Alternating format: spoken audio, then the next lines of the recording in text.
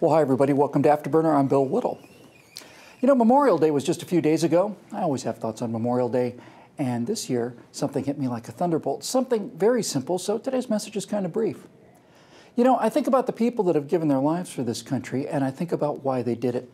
I think about men like Glen Doherty and Tyrone Woods, the two former SEALs killed as they defied orders and ran towards the sound of gunfire to rescue dozens of their countrymen at the consulate in Benghazi. I think about them fighting for 7 hours, waiting for the help that never came because, unlike individual heroes, generals are not allowed to disobey a direct order from the commander-in-chief. And I think about people like the current president of the United States and the former Secretary of State. Don't worry, I'm not going to put their pictures up. Not in the presence of these men, not today.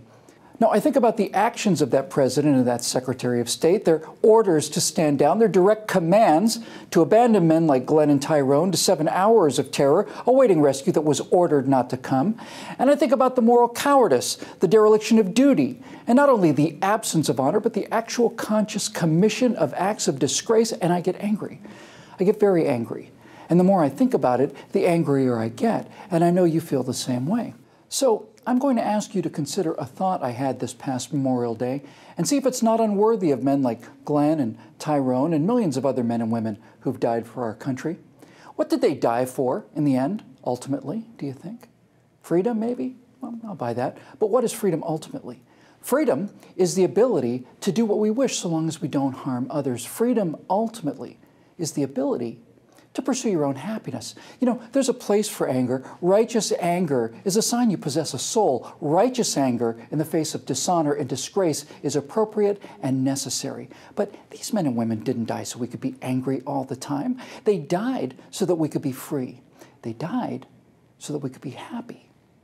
And as the scandals pile up, and as we find more and more factual basis for a government sent to war against its own people, we have a right and a duty to be angry, but we cannot, in our anger, forget that above all else, we owe a debt to the men and women like the two behind me to be happy, to lead happy lives.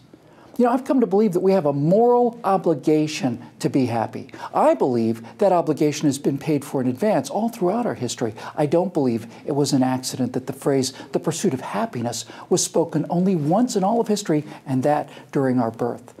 And I don't think that Glen and Tyrone died so that we can be angry all the time, even if we're angry about the way that Glen and Tyrone died.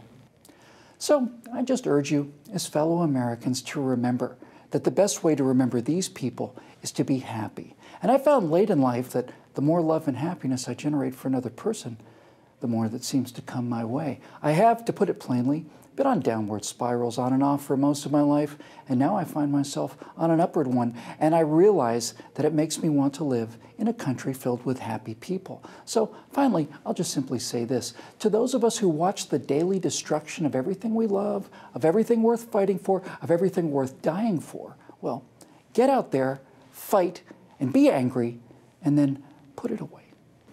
Put it away and play with your kids or take your loved one out for dinner and make it someplace as nice as you can afford. I know times are tough, and I know why they're tough, but do yourself a favor and splurge, even if it's just a little, even if it's just one time. Men and women like this have died for us in order so that we can be happy. And I'll be damned if I'm going to let those dishonorable cowards in Washington that left them there to die take that away from them or me.